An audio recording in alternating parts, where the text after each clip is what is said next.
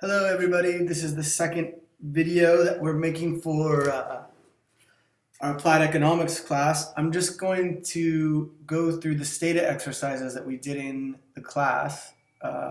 Once this is posted, all of you will have been through the class, but I thought I would put up one more work through so you could see what we did if you had any other questions or doubts about what we did in class. So I'm just going to work through relatively quickly everything that we did in class with all the details and things having been gone over in class. So this is the Stata environment. You should all be at least have been introduced to it. It may look a little bit different because I'm working with a Mac and what we're working with in the clusters or PCs, but it works exactly the same way. We have here our command windows or review windows, so anything we tell Stata to do will end up here, so we can review what we have done. Here's the command window where you actually communicate back and forth with Stata. This big window in the middle is the results window. So anything you tell Stata to do, Stata will do that and then present what it's done in this window. We have our variable window here. When we load data into Stata, it will show us what variables are loaded. It will have the name and the label of the variables. And then this is some properties of the variables, but it's not really important for what we're doing. So the first thing that you want to do is go ahead and open the wages data. So you will have saved that somewhere on your computer. You just double click it and it will open it up in Stata, and you can see now we have these variables. We have person ID, education. We can even open this a little bit so we can see what these are. Education, test 11 high, and wage. And these are the labels which tell us exactly what they are. So the easiest way to have a look at what we have in our data set is to type describe or DES for short. There's lots of abbreviations in Stata. And it will spit out this output, which tells us a little information about the variables that we have loaded into Stata. Here we have the name. This is just some technical information here. Don't need to worry about that. And the variable label, which tells us what it is exactly. So the person ID is just the person ID number. Educ is just years of education. Test 11 high indicates that the person that observation has obtained a high score on SATs at 11 years old, and lastly the wage is just the hourly wage in pounds. All right, so we have an idea of what we actually have in the data there. Now, in order to understand the variables, to sort of get a description of what values these takes or mean and what the distribution looks like, standard deviation, etc., we can summarize them by typing sum or summarize, and that will give us this little table here at the bottom, which shows us the number of observations. We have 100 observations. We have a mean person ID of 50.5, but that doesn't really mean anything because the person ID is just an ID number. It's not like a monetary value or years of education. The next variable is years of education. So we see on average, this sample has 14.75 years of education. So on average, this sample has at least some university education. There's one poor soul with 20 years. This variable test 11 high is a dummy variable. So remember we talked about that in class. It's a variable that takes a value of 0 or 1 and is used to tell us something categorical about that observation. So here it's equal to 1 if this person got a high SAT score when they were 11 years old. And we can see that the mean is not at 0.45, so 45% of our sample got a high SAT score at 11 years old. And the mean wage is 26.23 per hour. Not a bad mean wage, no? We also have our standard deviation, so giving us an idea of the spread of those distributions, and our minimum and maximum values. Okay? So the next thing we want to do is run a regression. We did this in class. It's very easy to do, so we use the command reg or regress, and that's telling Stata, I want to do an OLS regression. I want to do a line of best fit that you've all learned about. The first variable that we put is the y variable, or the dependent variable, and the second variable that we put is the explanatory variable, the x variable. Then we can add more variables, but it's always the first one is the y variable. Everything after that is the x variable.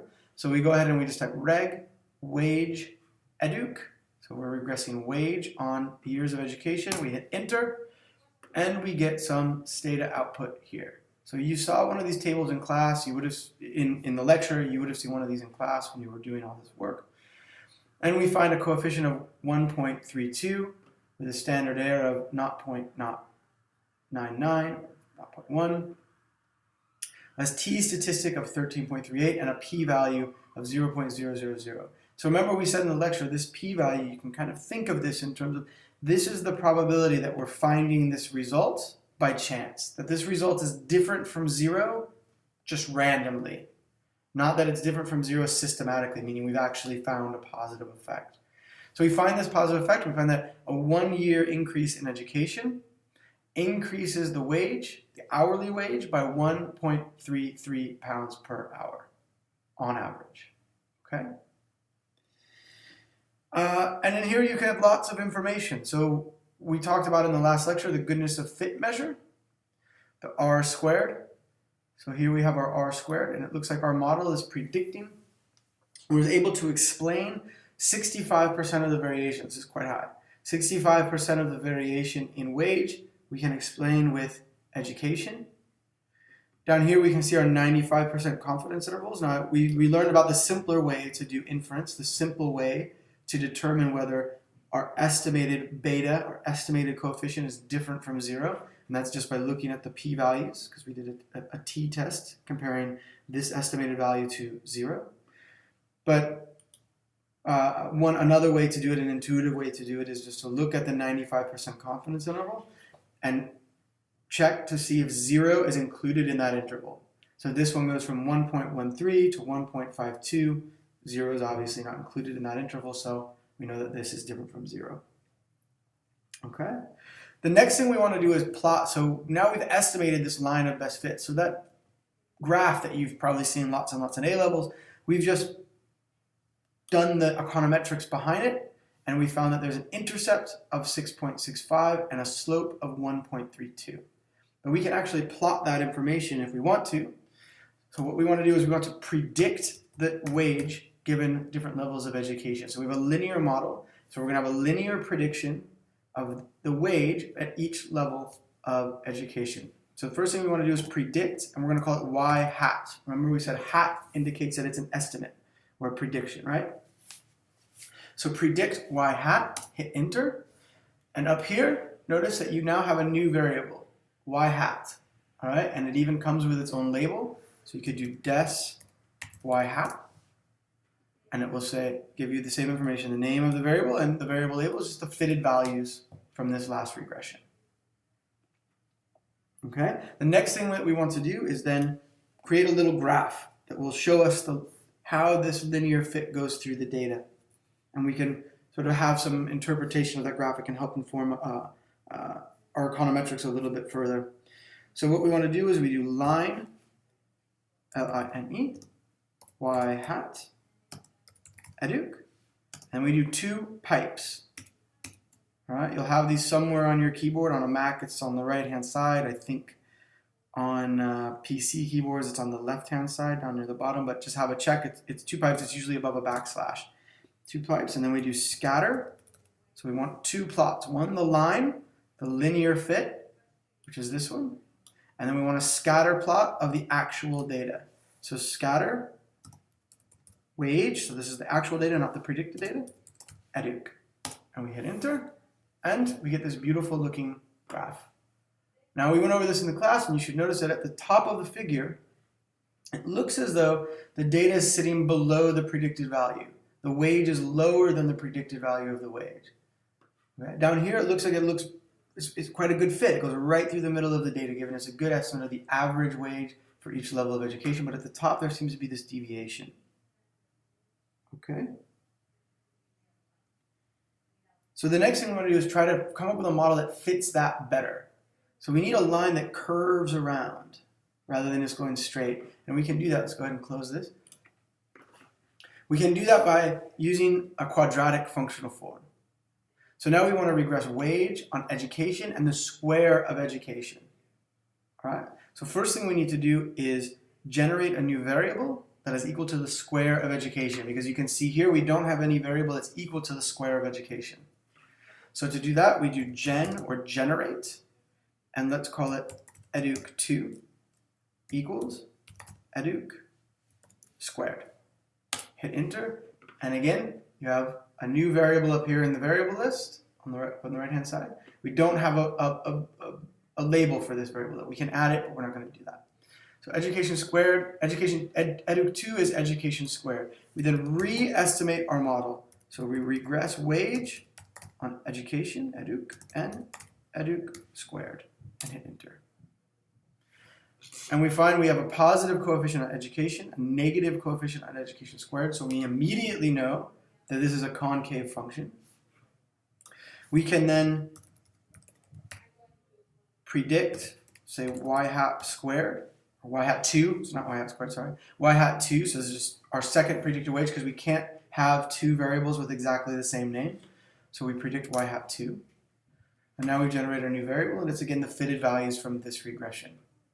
But let's have a quick look at our goodness of fit measure.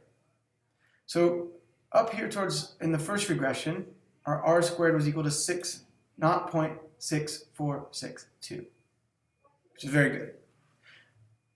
In our quadratic regression, our r squared is equal to 0.6944, which is obviously higher.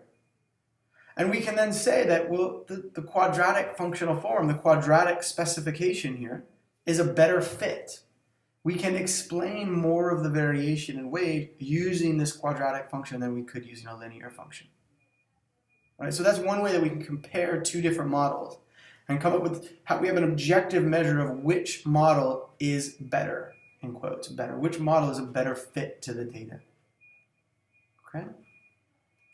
Now we can type out. We want to graph this now. We want to create another figure that has our predicted values from the quadratic function. We can type out the whole thing again, or we can go back up to our review window and we just click once. Okay, and now we could produce that same graph that we produced before. It was the linear fit. Well, we want to add one more line. So two more double pipes. Line y hat 2 educ, and we hit enter. And now we have the scatter plot. So these are the actual bits of information, the red points. We have the linear fit, which is the blue line, the blue straight line is linear. And we have our quadratic fit. This is the concave line. And this looks like it fits the data better. So not only is our r squared telling us it fits better, which is a more objective approach than using our eyes to just look at the graph, but the graph is consistent with that. Right? This line fits through the middle of the data all the way even up to the top. All right, so that seems to be a better fit. But what we're really interested in is getting an unbiased estimate of these betas. Right? We want to know the true value. So these are just estimates, as we talked about in class. The true value is some number that exists, but that we can never really observe. All we can do is estimate it. But we want to be sure that we're estimating this in an unbiased way. If we're using a biased estimator, then our results aren't telling us anything about the true value of the rate of return to education. And remember that in class we said that one of the big problems with this is unobserved heterogeneity. This idea that there's some variable that affects education and affects the wage that we are not including in this regression, and therefore we have a biased estimate of our rate of return to education.